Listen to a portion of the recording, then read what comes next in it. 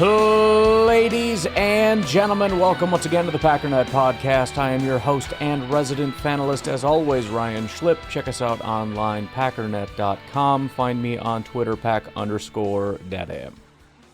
Well, boys and girls, it's finally freaking here. 22nd for me means everybody needs to return today.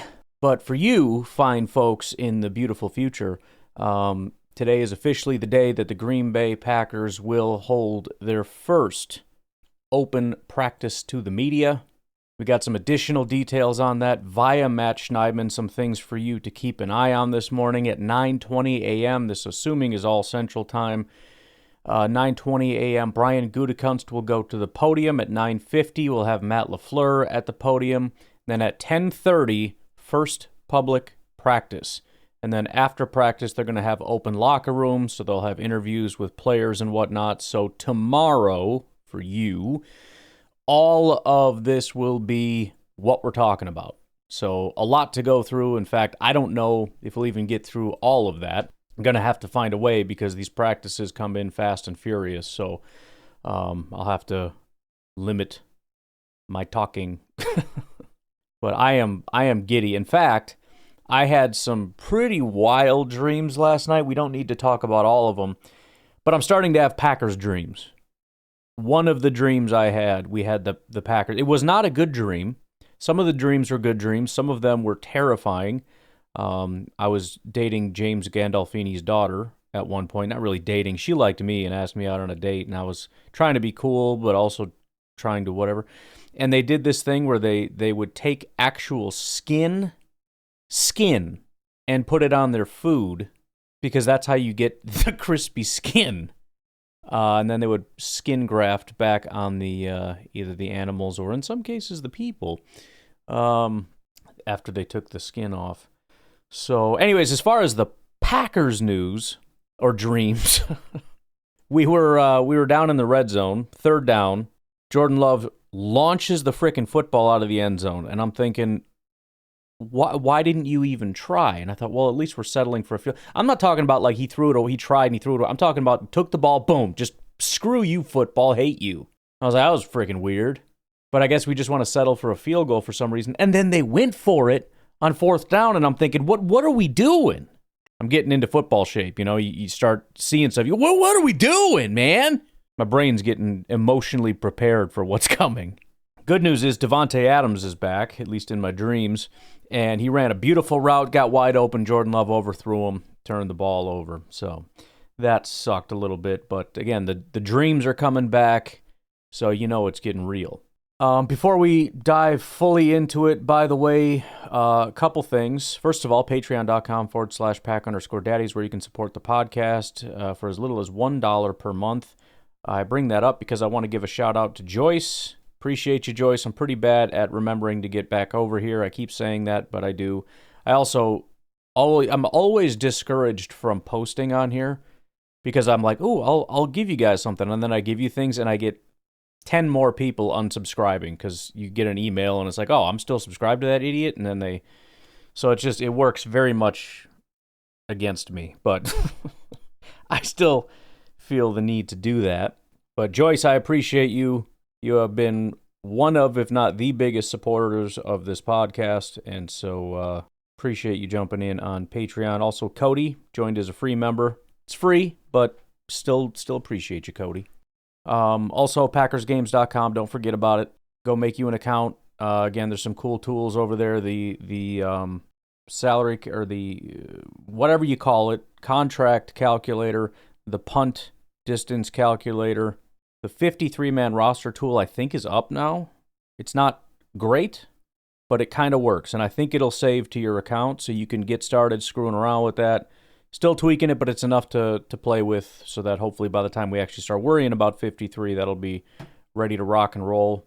And then, of course, we got the polls coming up. Only one right now, but I'm going to get some more. There should be plenty more by the time you're listening to this, because it's practice time. All right. Well, the big news, obviously, is the signing of Zach Tom. We're not going to be spending time on that. If you didn't see it, I already did a breaking news segment, so if you're wondering what the heck, why isn't he talking about that, that would be why. Go back and check that out. But suffice it to say, it is a very, very good contract. I think it's less than just about everybody would have expected. I mean, there's some negative fans and some people that really don't, anybody that actually put the time in to try to come up with a serious number based on today's cap and all that kind of stuff.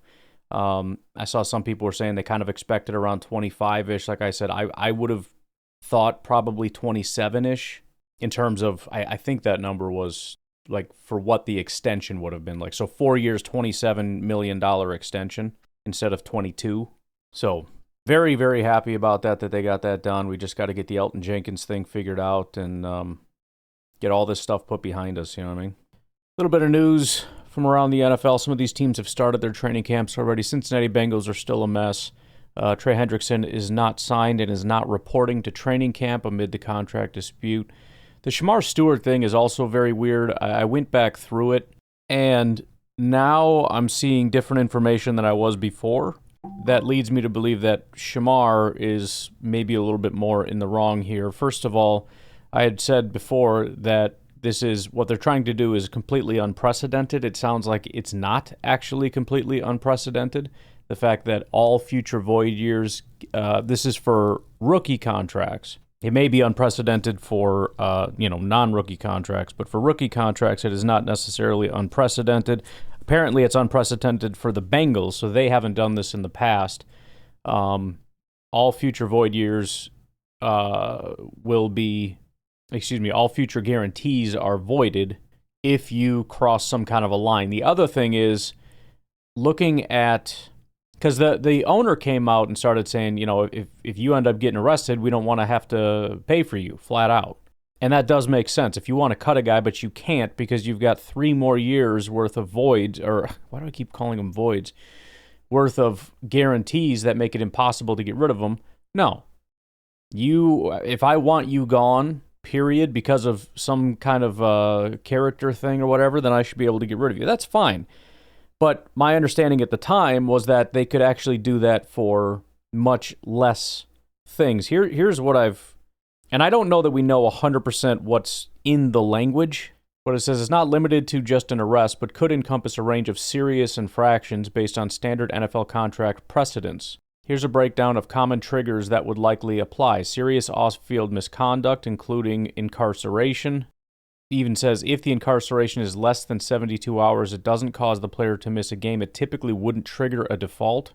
Bengals owner Mike Brown specifically referenced this, saying, if he's sitting in jail, I don't think I ought to be paying for him. Suspensions, any league-imposed suspension for violation of policies like NFL personal conduct, performance-enhancing substances, substance abuse, or gambling would trigger it. Refusal to report, practice, or play. And it does also say public statements, comments that undermine the team, coaches, or management, but this usually requires a written warning. I think if they would, and again, maybe they did, but I think if they were able to put in the language of the contract that it needs to be a serious infraction, not a minor infraction, not a one-game suspend, whatever, very specific. If you could lose everything because of a comment or whatever, I think that's way too far. But whatever the reason, the Bengals have for some time now, which I didn't realize until this year, been a bit of a laughingstock. And now they're just in a bit of a mess. Their first-round pick is refusing to even show up. Their star pass rusher is refusing to even show up. It's not great. Dallas Cowboys also still a mess. Their owner he cannot stop putting his foot in his mouth. I understand when you're as rich as he is and as old as he is, you stop caring. But, bro, you got to stop saying stuff. There's a whole bunch of Micah Parsons things going on. He's waiting for a new deal. And he's been going back and forth with Jerry Jones, even making stupid comments along the lines of, yeah, I mean, even if we sign him doesn't mean we have to keep him or something to that effect. You know what I mean? It's like, I don't understand why you got to do stuff like that. George Pickens is now a Dallas Cowboy, so there have been what people thought were highlight reels. It's funny, I think it was on ESPN or something, I don't remember where, but they showed like a highlight of George Pickens at practice, and it turns out it wasn't even, it was like from a year ago, and it wasn't George Pickens because he wasn't even on the team yet. It's just like, where people are just starved. The Lions showed up on the 19th. Nothing massive. Well, actually, that's not true. There is one massive bit of news that I haven't mentioned yet, but Alex Anzalone, apparently kind of good news, bad news. He says he wants to retire a Lion, but apparently he's also very frustrated by delayed contract extension talks. So they're going through a bit of that as well. The real big news here is that Levi Onwuzurike, the defensive tackle, apparently is going to miss the entire season with an ACL injury. So I mentioned this before. The Lions are really trying to fight back against the injuries from last year, and it's still not quite. I mean, they got guys from last year that are still struggling through injuries. Some of these guys may not be back till midseason, this, that, or the other. And right out of the gate, the first player through training camp to be out for the season is Lions defensive tackle Levi Onwuzurike. Houston Texans have the same timeline as the Packers, so they all just got back on the 22nd. However, Tank Dell does have an ACL, LCL, MCL injury with still no return timeline for him. Houston Texans, man, there's some big question marks there. Their offensive line is now a massive question mark. C.J. Stroud already took a little bit of a step back last year. Tank Dell is going to be out for some time. It's going to be interesting to see if they can overcome that or if they're going to start to slip a little bit. But I think that's about it for the major news so far. Again, of the teams that have even begun practice, very little has even happened. I am going to try to keep an eye on this as we go along day to day. Keep up on some of the reports, especially for the more important ones.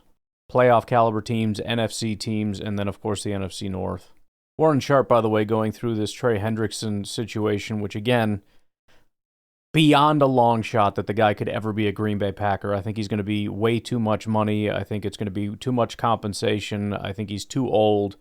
Packers wouldn't even really consider it. But as long as it's there, we'll talk about it. Warren Sharp says Mike Brown won't guarantee enough money in his offer to Trey Hendrickson. Apparently the offer was, quote-unquote, atrociously low. 29-year-old Myles Garrett got $126 million guaranteed on a 5-year deal. 30-year-old T.J. Watt just got $108 guaranteed on a 3-year deal. A few things to note about this. Hendrickson has more sacks the last 2 years than both Watt and Garrett. He has 35, Watt 30.5, Garrett 28. Some claim Hendrickson is older, but he's not even 2 months older than Watt.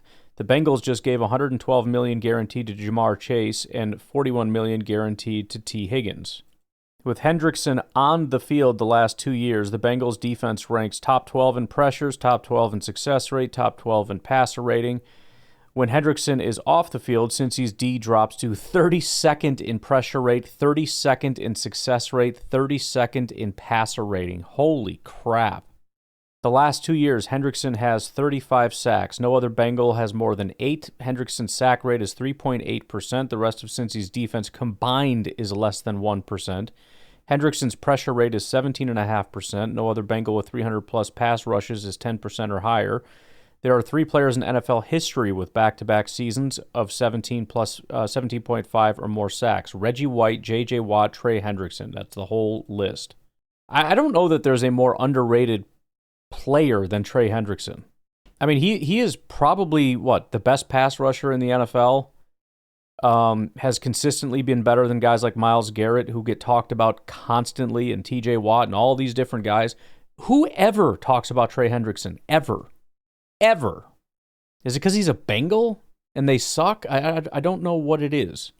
All right, let's take a break there. When we come back, I think in the spirit of what we're about to embark on, I want to take a look at training camp, maybe some of the expectations, the hopes and dreams, etc., and we will see where that leaves us. We'll take a break. We'll be right back. So first of all, a bit of good news. I'm just seeing the Packers posting some pictures of people coming back, and Elgton Jenkins is among them. It's obviously fantastic news. I'm holding out hope that it's because he's here to sign a deal. At the very least, is hopeful that a deal will be done soon, if not done already, just not announced. The fact that he is not holding out, staying away, all that stuff, in and of itself is very good news. Also, as I'm sure you saw, I just saw Ozzy Osbourne passed away. Obviously an absolute legend. We knew his health wasn't going quite well. I am surprised to see how young he was. But all right, let's get into it. So this is kind of just, I guess, where am I at?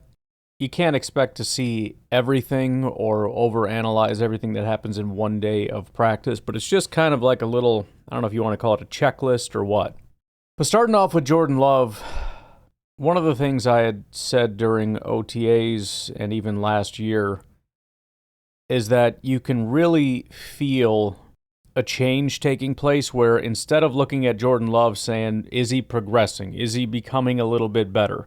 I remember, I think it was 2 years ago maybe, where possibly 3, but it was he didn't have 2 good days in a row. Scared the living crap out of him. I mean, he would be just lighting everything on fire, be the greatest thing ever, and the next day, it wasn't very good. Starting last year and definitely coming into this year, it's having more of an Aaron Rodgers feel, where you never worried about Aaron Rodgers. You never asked, how's he doing? You might panic, or somebody might panic if you hear Rodgers threw his 4th interception of the day. Like, what the heck is going on? He's just screwing around. It's whatever. He's trying different stuff. But if you had like a new defender, what would happen? Rodgers and Devontae would lock in and just tear that person up. You know what I mean? Like, he sets the standard really high. And there's no concern or question about how's he looking, is he going to be okay? Is this going to be a good year, bad year? He's a great player. And he's better than all the people on the field. And he can dial up as much as he wants to kind of put pressure on or take pressure off the other side of the ball. And Jordan Love kind of is feeling that way. He's the guy you measure against. When all the other quarterbacks come in, can you measure up to Jordan Love? Can you match that? You know, when other players, even on other positions in the offense, can you be on the level of Jordan Love? I don't know exactly how to gauge that other than to say I hope that I still have that feeling. That doesn't mean he doesn't make an occasional errant throw or interception or whatever, but there's just no question that Jordan Love, especially on a team full of very young people that are still trying to figure stuff out, he is the veteran. He's the guy that's got it figured out. He's out there just making football look easy. And again, that started last year and was very evident this year in OTAs. And I really hope that continues. The only other thing, and I hesitate to even bring it up, just hope he's looking okay. Didn't hear anything in OTAs. You know, obviously everything seems to be fine. But the big concern with Jordan Love is he was unhealthy last year. Can he improve with being healthy this year? He has to be healthy. So I don't want to hear any nonsense about, he's got a little bit of a limp, or he's not putting any weight on it, or he's wearing a precautionary knee brace or something. Like, he needs to just be perfectly fine.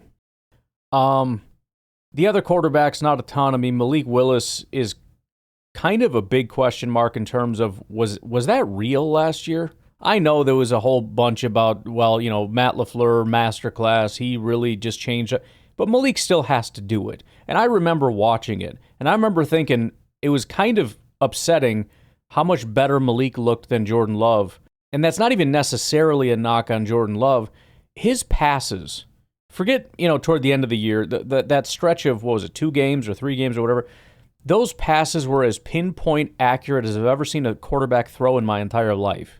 Add into that his legs and everything else. I mean, there were questions, and again, toward the end of the year, things started to look a little bit ugly. I think in that Bears game or whatever, it wasn't maybe the prettiest thing in the world. But leaving aside Jordan Love, there were questions of, do we have 2 number 1 quarterbacks on our team? Could Malik be better than XYZ currently in the NFL right now, which isn't, the highest bar in the world? Does he have trade value? Could he be better than Jordan Love? Like, you hate to go there, but I mean, these are real questions. All I really don't want is to be like, oh, never mind, Malik sucks and that was a fluke. I'm very excited for the preseason if Malik Willis can come out and just put on an absolute show. And all he has to do to put on a show is he's got 2 very lethal things. He's extremely fast. Extremely fast. If you can threaten with your legs and then also have that ability to be pinpoint accurate, you're kind of unstoppable. And it's why everybody wants to draft the Malik Willises and the Lamars and the, all the guys that fit that, Anthony Richardson mold. They all want them because it's such an unstoppable thing if you can pull it off. The problem is almost nobody can pull it off. But again, all I really care about is I don't want the Malik Willis thing to simply be, I guess that was a fluke because he's looking terrible. Sean Clifford, I don't know, any form of progression would be cool. He was brought in kind of as an extremely raw quarterback that's supposedly extremely intelligent. So he's a really good clipboard holder and maybe can develop into something cool. Otherwise, he's a backup that becomes a coach one day, quarterback coach or something. Similarly for Taylor Elgersma, we don't really know anything about him other than he apparently is just this big dude with a really strong arm. Real low expectations, don't really care, but if he can come out and do cool stuff, great. Look forward to seeing that. Running backs, for me, it all just comes down to Marshawn Lloyd and health. Emmanuel Wilson is, I'm all in on Emmanuel Wilson. Unfortunately, he is one of those guys, or seemingly is one of those guys that the Packers will just never give the credit that they deserve to. But I think he is absolutely legit. But ultimately, it doesn't matter. It's Josh Jacobs and Emmanuel Wilson. There is a spot opened up right behind Josh Jacobs that will just be handed to Marshawn Lloyd if he could be even 70% of what the Packers hope he is. And I hope he is that. Again, we forget about Marshawn Lloyd. He's built like Josh Jacobs. So he has the ability to be a really athletic, sharp-cutting power back like Josh Jacobs, to have that 1-2 punch, and then, of course, Emmanuel Wilson on top of it, to have this machine that can, you can run the ball and never really need to stop running the ball. It's an absolute dream for Matt LaFleur. So, yeah, I mean, you got Chris Brooks, Amar Johnson, Jalen White. Amar Johnson currently injured, but whatever. It is what it is, I guess. If anyone can do something cool, then cool. But ultimately, the three guys in front are so far out in front. Unless the Packers do the absolute unthinkably stupid thing of getting rid of Emmanuel Wilson, you've got your 2 to 3 running backs easily, and then a bunch of guys fighting for practice squad spots. But yeah, it's all about Marshawn Lloyd. I just want him to be healthy, number one, because he's really struggled with that.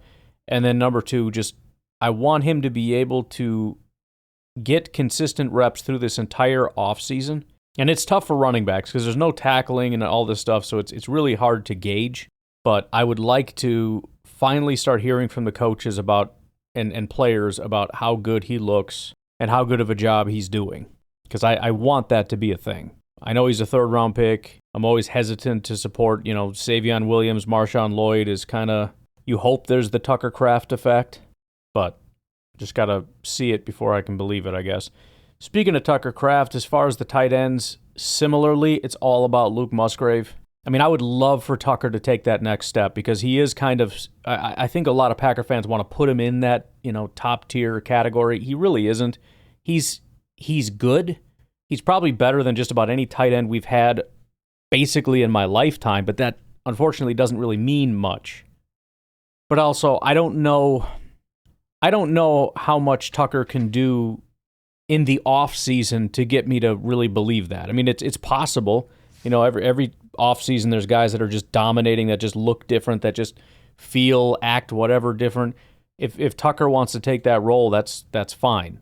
But I don't know. It's going to be hard to move my opinion on Tucker until the regular season. Because right now, in my mind, we kind of know what Tucker is, and I'm happy with it, but we'll just have to see. Luke Musgrave is the guy that has the sky-high ceiling and also a relatively low floor. The guy can never stay healthy. He's got that weird giraffe leg syndrome. But man, he can just be special. His ability to move, I remember at the year that we drafted him, when you just watch some of these training camp clips, and it's like, man, I mean, he just moves so unbelievably different. He is so big and so fast. Again, similar to Marshawn Lloyd, not only is it all about Luke Musgrave, but the guy has to stay healthy. If he tweaks his frickin' knee, or if he gets hurt again, he's not going to be training as much, and the team is already going to start moving on. It doesn't necessarily mean in terms of cutting him. I'm just talking about moving on in terms of when Matt LaFleur is planning for the 2025 season and he's planning on building up plays and game plans and all this stuff, it's not going to be about Luke Musgrave. And so his ability to actually do anything is severely restricted because they're not going to use him. He needs to be healthy. He needs to rapidly progress, and he needs to show everybody that this offense is significantly better when you put me on the field and especially when you throw the ball to me. For the wide receivers, I don't know that there's anybody more important. I mean, Jordan Love, but again, Jordan Love, my opinion of him is going to be kind of a regular season thing. Outside of that, there's nobody more important in my mind than Matthew Golden. We'll assume health across the board for all these guys, but it's all been very positive reports so far for Matthew Golden. For him to come in and as quickly as possible demonstrate to everybody that, yeah, Dobbs is good and Reed is good and Wicks is good and all these guys are pretty good, but Matthew Golden is different. That's going to be important because remember, as much as we might like some of these other guys, if we're being honest, there may be low-end number twos and high-end number threes, occasionally stepping into that number two-ish role. I think maybe Watson might have been a wide receiver one a couple years ago for like a half a second because he's always injured. If Matthew Golden comes in and he's just one of the boys, not that it definitively means anything, but it's going to be a little deflating. He needs to have better hands, better routes, faster speed. He needs to separate. And then on top of that, obviously, I'm very much hoping for a rapport between Matthew Golden and Jordan Love because I don't know exactly what all went wrong last year. There were injuries and there were all kinds of stuff. But I had said Jordan Love's accuracy was dog crap with the caveat that it's at least possible that part of that is just not being on the same page with guys. If you come out of your break late, if you slow your route or speed, if you vary things or change things or do things that are slightly different, the ball isn't going to end up in the right spot. Having a really good relationship with people, as we've learned from Aaron Rodgers, is critically important. Rodgers and a lot of different receivers, they had a mind meld. Rodgers could close his eyes and throw a ball to a spot on the field and the receiver would just end up there. On the other hand, you had guys like MVS who made Rodgers look like the most inaccurate quarterback in the history of the universe. And I ended up concluding that it was MVS's fault, not Rodgers' fault, just based on the fact that it doesn't make sense that he's only inaccurate to one guy. And if you can't get on the same page, if you can't sort of gauge his speed, if you can't sort of figure out, do an inside release, outside release, whatever, if you're not getting those little nuanced things right, you're not going to end up in the right spot and you're going to make your quarterback look like an idiot. Now, again, I don't know that it's everybody else, and I'm quite sure Love bears a decent amount of blame for some of the inaccuracy. But if Golden and Love can get on the same page, can develop this sort of relationship, that's going to be sort of that number one storyline for me. There's a lot of other really good storylines, but seeing that would be massive. Not that it's not definitive. We heard all that, the Bears are always chirping about, this guy and this guy are really hitting it off. And how many years did we hear about Rodgers and this tight end? It was Jimmy Graham, right? Oh, this is a great relationship. They didn't do jack squat together until the very end of his tenure. Oh, him and Bennett. Oh, that was a huge storyline. Martellus Bennett. Oh, the relationship is incredible. That was garbage. But it means more than nothing. And it's certainly better and more likely to have a good relationship than if you hear that it's just not working. Otherwise, Dobbs, Reed, and Wicks, it's kind of just, we know what they are. Just keep doing what you're doing. And I don't want to hear about drops, especially Wicks. I just don't want to hear it.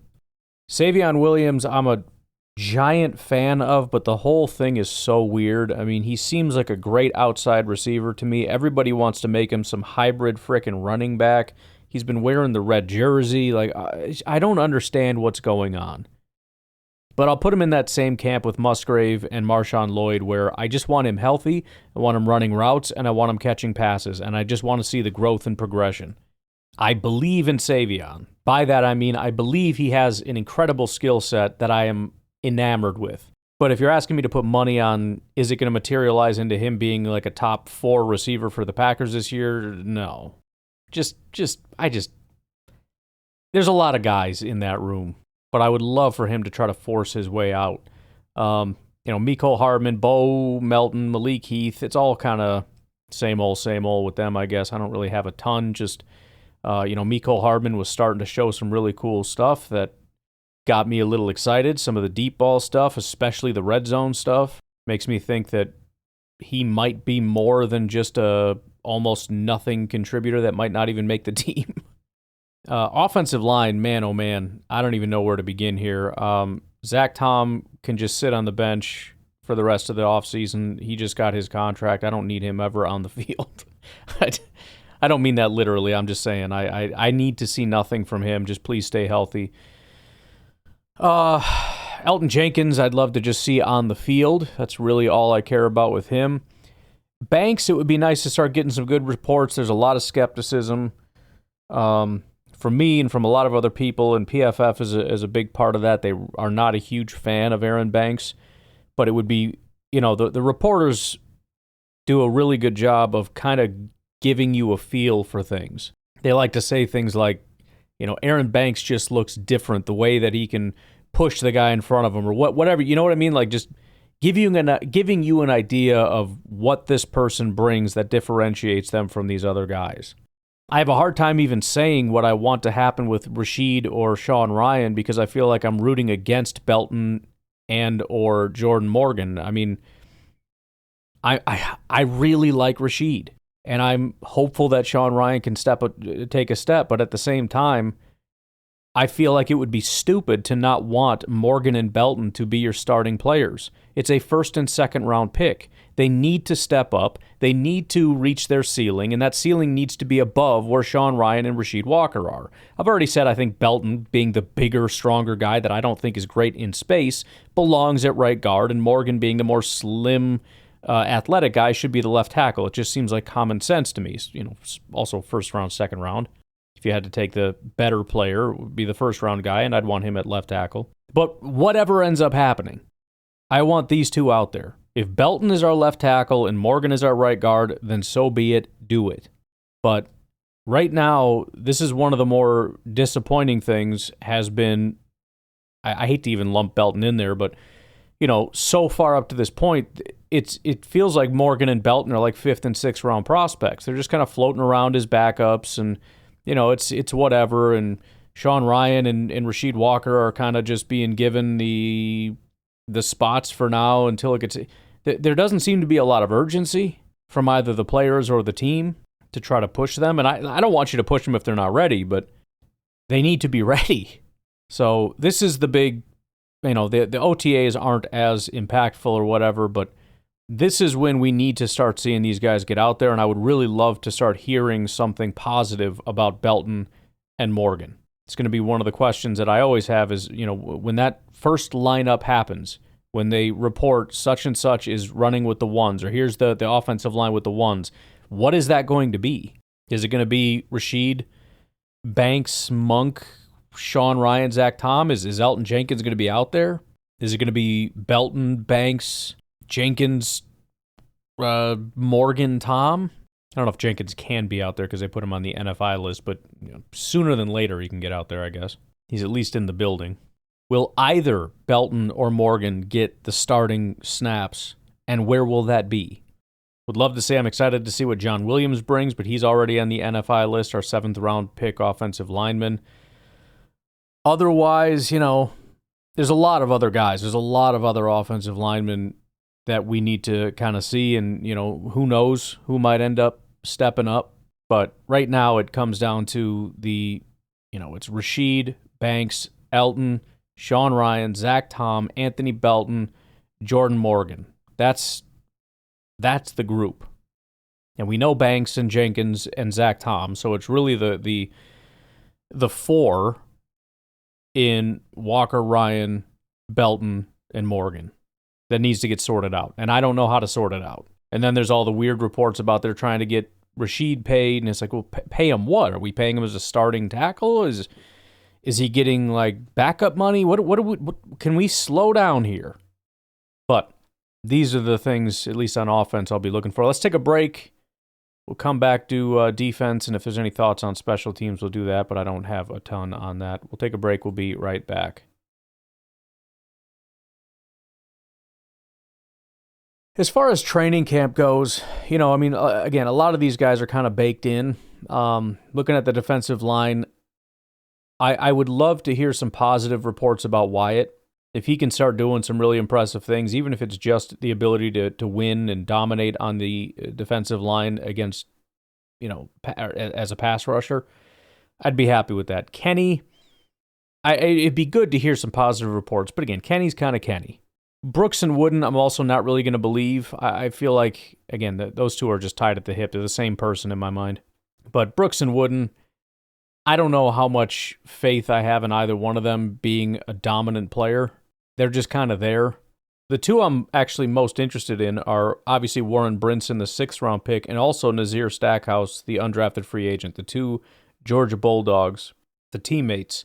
Because, again, the starting 4 that we have, nothing much is going to change my opinion. Outside of Devonte Wyatt, I'd like him to take some kind of a big step, and if there's any indication, that'd be great. Otherwise, we need that run defender. And again, you're not going to be able to learn much from this. They're not doing any live tackling or whatever, but it would be great to hear, Stackhouse is an undrafted free agent, but he's also a really talented guy that a lot of people thought would be drafted before Brinson. Brinson, a lot of people thought we took too early. Stackhouse was the guy that they couldn't believe we got as a UDFA. But he's also that big nose tackle type of guy, so it would be interesting to see if he's going to be able to make the 53, and then Brinson, a little bit more of a standard Packers-sized defensive tackle, but seen by a lot of people as more of a run defender. So we're kind of looking at who's going to be that premier run defender type for this Hafley defense between those two. Off the edge, Van Ness is kind of in the same boat as Devonte Wyatt. I kind of am going to just need to see it first, but boy, would it be great to start getting some early reports that he's looking just dominant out there. We've heard those things from Rashawn Gary, Zadarius Smith, different guys through the years who have just been unstoppable off the edge. I wouldn't hate to start hearing that about Van Ness. We had some actual really good reports in OTAs this year already from Van Ness, so I'm hoping that continues. Otherwise, the biggest thing is going to be Barron Sorrell, 4th-round pick. It's going to be, similar things with Enigbare. I'm a little worried about him. Positive reports would be great. Brenton Cox, I thought, was doing a great job last year. If he can continue that, great. But, again, a lot of these guys, we've kind of seen them long enough where it's like I kind of have an idea. And pending something either catastrophically awful or really incredible, my opinion's not going to change a ton. So Barron Sorrell is going to be the big one. And then Colin Oliver is also on the non-football injury list for now, but once he comes off, it's another one to kind of keep an eye on. I'm a little bit more skeptical with his size that he's going to get rushed in. Skeptical just in general. Feels like this is kind of a puzzle piece or something that they're going to play with. But if he can get out there and start getting after the quarterback right away, they might have to expedite their plans and figure out how to get him on the field. Linebackers, Quay's also injured right now, which is not great. This is his contract year. Quay's got to do something. Maybe I shouldn't even necessarily say that. He doesn't necessarily. If he has a bad year, what are you going to do? Cut him? I doubt it. We're not exactly loaded at the linebacker position. I know they like McDuffie. I suppose if Tyron Hopper and or Isaiah Simmons actually look impressive, then maybe he could be in some kind of trouble. But either way, it felt like for at least a period of time, Quay was starting to kind of figure some stuff out, maybe next to Edgerrin Cooper. Maybe we can kind of get this going. This is his last opportunity. This is year 2 in the system. It's year 2 next to Cooper. You got to demonstrate that I can do this job, because if you can't, somebody else will be able to. After that, I'm a fan of Hopper. I thought he looked good last year. I'm hoping he can continue to do that / improve. And then the other guy that was kind of turning some heads that I kind of put no stock into, but could be really interesting, is Isaiah Simmons. Obviously an athletic freak. That's why he was an early 1st-round pick. Nobody's been able to figure out how to use him properly to make him an actual asset. He's been a massive liability everywhere he's been. So that's way on the back burner in terms of being a realistic possibility. But if he can show out, that could be kind of interesting. Now, I do think there's going to be a spin machine in his favor. I think a lot of people are going to, first of all, see the athleticism, and number two, kind of just be wanting it to be a thing. So you're going to hear some positive things about Simmons. Doesn't mean the team feels the same way. But also got to watch those snap counts. You start seeing Simmons out there with the ones and in front of McDuffie, in front of Tyron Hopper. It's going to start to feel a little bit more real. So ultimately, Hopper and Simmons are the two guys I'm really the most interested in. Quay is kind of in that category of I'd like to see something, but I also, it'll be kind of a regular season thing unless he's, just dominating out on the field. Corner, I would say there's a lot of questions. I don't know if it's necessarily a lot. It seems to me that Nate Hobbs, Keyshawn Nixon, and Javon Bullard are the starting crew. I've said it before. I will continue saying it. I don't like that. I think Hobbs or Keyshawn should be in the slot. I don't care which one. Pick one, and Valentine should be playing as a starting outside corner. I think that's as painfully obvious as it could possibly be. Replacing Bullard for Valentine it's just the most obvious no-brainer ever. Valentine should not be on the bench, and Bullard should not be on the field. Now, I know he's a second-round pick. If he starts to go out there and really start to show stuff, I don't want to just give up on him after 1 year. But he would have to be significantly better than last year, and we can't just put him out there because he's a second-round pick. Bullard was not good last year. So we'll have to see if obviously there's going to be rotation, how much rotation and what that looks like, because I think it is a competition, but I also think if the season was today, it's Hobbs, Nixon, and Bullard, unfortunately. So we'll have to keep an eye on that, keep an eye on Valentine, see how he's doing. Also a big Kalen King fan. I doubt anything materializes with him. They've kind of established which guys they like, and Kalen is what Kalen is, but he's going to get his opportunities, and I'm hoping that they're all positive. And, considering how things are, who's to say he won't get an opportunity at some point? He could just be an injury away if he can demonstrate the ability to actually go out and do it. Outside of that, Isaiah Dunn, Tyron Herring, Gregory Jr., Jonathan Baldwin, Kamal Haddon. I mean, it's up to them to kind of separate and fight for those practice squad spots and whatnot. Safety, man. If I had to pick one thing, I think it's that I would like to hear positive reports of Evan Williams. I hope Bullard can take a giant step. I know he's nickel, whatever. I hope that happens. I would love to hear Oladapo is actually quite good. All these things. It's nice to hear nice things about Xavier McKinney. But the big question for me is Evan Williams. Because, he was good but inconsistent. And I just want him to continue being a good safety. I'd like him to take another step and be an even better safety.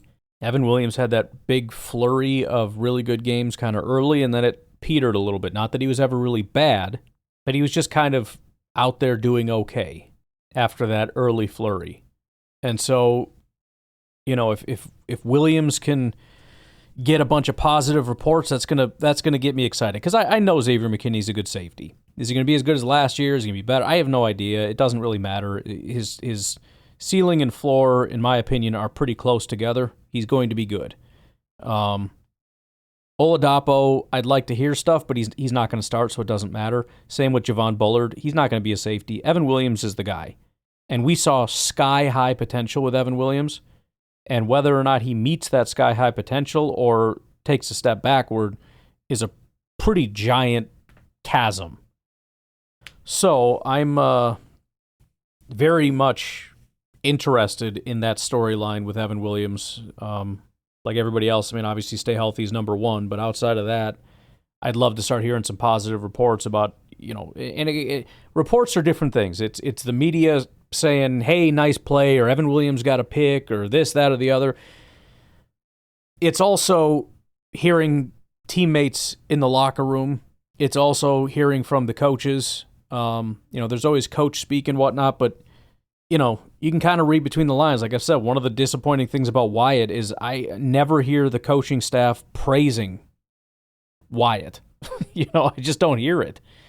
Some of the other guys, you do hear it. So I'm hopeful that whether it's, positive plays on the field or reports from players and coaches, that the news from Evan Williams ends up being quite positive.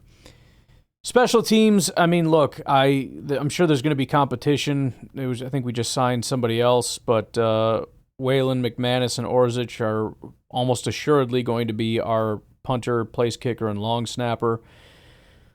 The only real special teams question comes down to returning, punt return, kick return. Obviously, we have Keyshawn Nixon. That's, I think, our floor. Jaden Reed is there. He needs to not be there anymore. I think we need to stop that. The only, I guess, question for me, and maybe I'm missing somebody because I'm all the way out on Matthew Golden. He should not be anywhere near special teams. I don't want him doing it. The question is Mecole Hardman. I think it'd be cool if he could do it because he's a dynamic guy, whether it's, Hardman on kick return, Keyshawn punt, or vice versa, however they want to do that, because I think they're both versatile enough to do both. But if he can do that and continue to impress as a receiver, I mean, Mecole Hardman could really solidify a spot here, and I'd like to see him try to do it. I like Keyshawn.